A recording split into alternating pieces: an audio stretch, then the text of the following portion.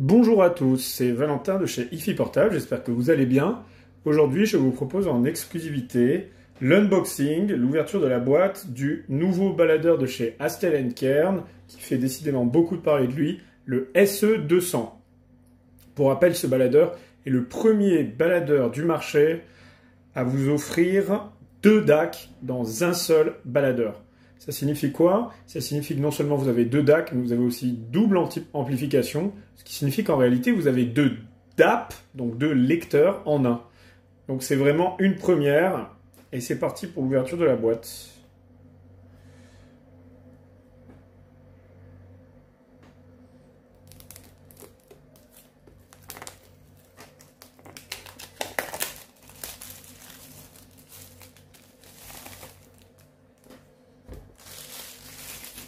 Voilà, j'espère qu'il est préchargé, mais normalement c'est le cas de pas mal d'appareils de chez AK. La boîte est tout à fait classique, elle est plus compacte que le SP2000 ou que certains autres, mais on est toujours sur quelque chose de très sobre, très classieux. Personnellement, j'aime beaucoup. Chez AK, c'est souvent fait avec goût. Donc voilà, vous avez une surboîte. On va essayer cette fois-ci d'ouvrir en essayant de ne pas abîmer. Apparemment, c'est très simple. Voilà, hop, on ouvre ici le coffret. Et on a directement le lecteur. Voilà. La première chose qui me choque, c'est la légèreté.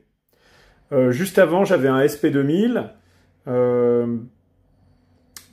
dois vous dire que je suis extrêmement surpris par la légèreté de cet appareil. Il est vraiment extrêmement léger, c'est hallucinant. J'aurais aucun problème à le mettre dans la poche. 274 grammes par rapport aux plus de 400 grammes, 430 grammes je crois. C'est un autre monde, c'est aussi beaucoup plus léger que le SA700. Ça c'est une première chose que je trouve super. Ensuite au niveau du design. Pour l'instant de ce que je vois, ça a l'air assez génial. Il y a au-dessus ici, donc vous avez évidemment 4 sorties.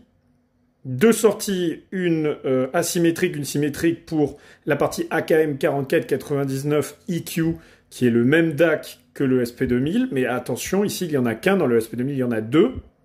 Et le ESS, donc la puce sabre, la dernière aussi, qui possède, elle aussi, ces 2 sorties. À noter que sur cet appareil, les 2 peuvent fonctionner en même temps et on peut même mélanger les signatures. Mais ça, on le verra au moment du test. Donc ça, déjà, c'est une première. Ensuite, au niveau de la forme, ce que j'aime bien, c'est que les arêtes ne sont pas trop saillantes. Ça, c'est déjà une première chose. Et le métal brossé est très agréable. Voilà, je le vois tout de suite. C'est vraiment très doux, très agréable. Alors, bien évidemment, il y a des protections en plastique dessus. Et le dos en verre, du plus bel effet, bien évidemment, à protéger avec une housse, un étui en cuir qui n'est pas livré avec, enfin on va quand même ouvrir dans le doute, mais a priori c'est pas livré avec puisque j'ai reçu à part l'étui, donc c'est un supplément hélas qu'il va falloir faire, un achat supplémentaire qu'il va falloir faire, c'est l'achat supplémentaire de 189 €, ce qui est pas mal, quand même un petit peu élevé, mais bon, c'est le prix de la qualité de chez AK. Ensuite, le bouton cranté, très agréable, très souple, j'adore vraiment ce retour ici. Je trouve que c'est superbe. C'est du plus bel effet. Je pense que vous vous en rendez compte. Vraiment somptueux à ce niveau-là. Bon, eh bien, on va allumer l'appareil. Mais d'abord, je vais le poser et on va quand même regarder les accessoires ensemble. Alors, qu'est-ce qu'on a en termes d'accessoires? Hop. Ici, on a une enveloppe. Je vais essayer de la sortir, c'est jamais facile. Et je pense, voilà. Je pense que ici on a tout ce qui est habituellement, je vais pas ouvrir, mais on a tout ce qui est, parce qu'après c'est difficile de remettre, tout ce qui est notice et plastique de protection. Voilà, c'est ça. Garantie. Et vous avez des autocollants de protection pour protéger la vitre avant, le dos, etc. C'est efficace, hein, ces protections, c'est vraiment aussi efficace que des protections en verre. Donc, faut pas hésiter à les utiliser. Voilà, et là, le fameux câble habituel USB-C. qui est littéralement fourni dans tous les baladeurs de chez Astel. Hein. C'est exactement le même que celui du SP2000. Donc voilà, une boîte finalement, somme toute, assez simple, sans fioritures, mais efficace. Voyons voir si c'est chargé, si le baladeur est chargé. Sinon, j'ai prévu une petite batterie, mais je ne crois pas que je vais pouvoir l'allumer tout de suite, même si je le branche. Allez, on va voir. Alors déjà, pour l'allumer, c'est pas comme le... Vous voyez, j'ai eu le réflexe. C'est pas comme le SP2000 qui a un bouton poussoir. Il n'y a pas de bouton poussoir apparemment. Ici, je devine un bouton power. Alors, va-t-il s'allumer? Oui, il s'allume. À noter que normalement, on a la nouvelle IU là-dessus, la version 3. Je ne sais pas si elle diffère vraiment. Alors voilà, là, on peut observer la lumière. Donc, on a un LED lumineux qui éclaire le pourtour de la roue. Sauf que c'est beaucoup plus beau. Là, je m'en rends compte tout de suite. Beaucoup plus beau que sur le SA700. Ici, c'est bien plus joli, puisque la lumière n'est pas au bord de la roue, mais en fait, c'est un anneau lumineux qui est à l'intérieur, donc en fait, ça projette la lumière vers l'extérieur. C'est du plus bel effet et c'est plus discret que sur le SA700. Donc vraiment, bravo déjà, ça c'est un très bon point. On va configurer en français, même si j'aime bien en anglais aussi, mais là, on va configurer en français. Voilà, Amsterdam, GMT plus 1, tac, SE200. Là déjà, on voit tout de suite que c'est ultra fluide.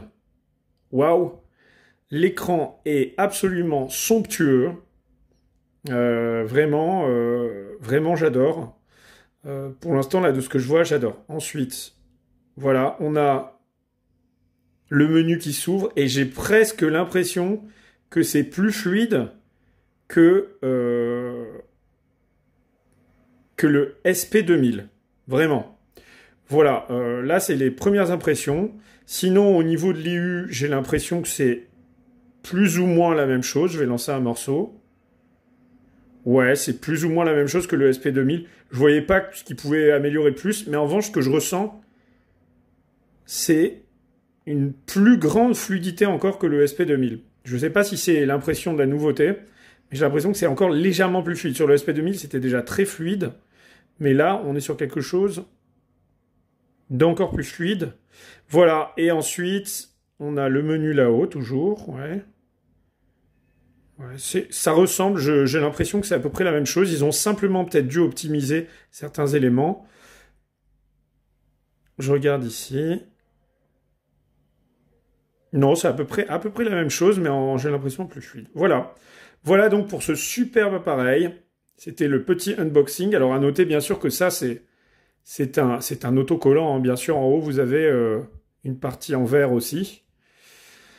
Vraiment un baladeur sublime. Hop, là on voit, ça a changé de couleur. C'est vraiment du plus bel effet, ce petit LED là. Le design est somptueux, c'est léger. Et on a quand même le confort du grand écran. Vraiment bravo à Astel & Kern pour ce superbe baladeur que je vais m'empresser d'écouter tout de suite. Je vous laisse et je vous retrouve très bientôt donc pour le test, pour vous dire quelles sont mes impressions par rapport au SP2000, par rapport au SA700, par rapport au baladeur que j'ai eu précédemment aussi, pour vous expliquer un petit peu en profondeur les fonctionnalités. Je vais tout de suite expérimenter tout ça. Je vous souhaite un très bel été, un beau mois d'août. Si vous êtes en vacances, profitez bien.